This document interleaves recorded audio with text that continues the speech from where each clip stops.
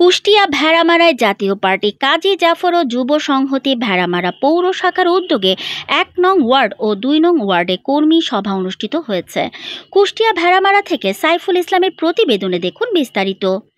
শুক্রবার বাদেশা চেয়ারম্যান মোড়ে অনুষ্ঠিত সভায় সিদ্দিকুর রহমানের সভাপতিত্বে অনুষ্ঠানে প্রধান অতিথি হিসেবে বক্তব্য রাখেন জাতীয় পার্টি কাজী জাফর মহাসচিব, কুষ্টিয়া ২ আসনের সাবেক সংসদ সদস্য ও কুষ্টিয়া জেলা পরিষদের সাবেক চেয়ারম্যান আহসান হাবিব লিঙ্কন।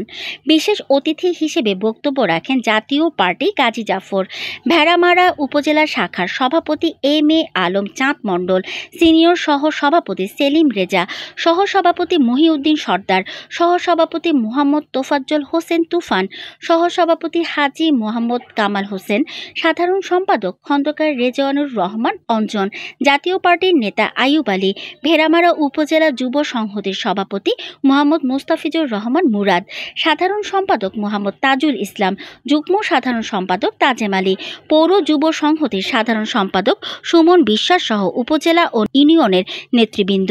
সভা শেষে ১ নম্বর ও ২ নম্বর ওয়ার্ড যুব সংহতির কমিটি ঘোষণা করা হয়।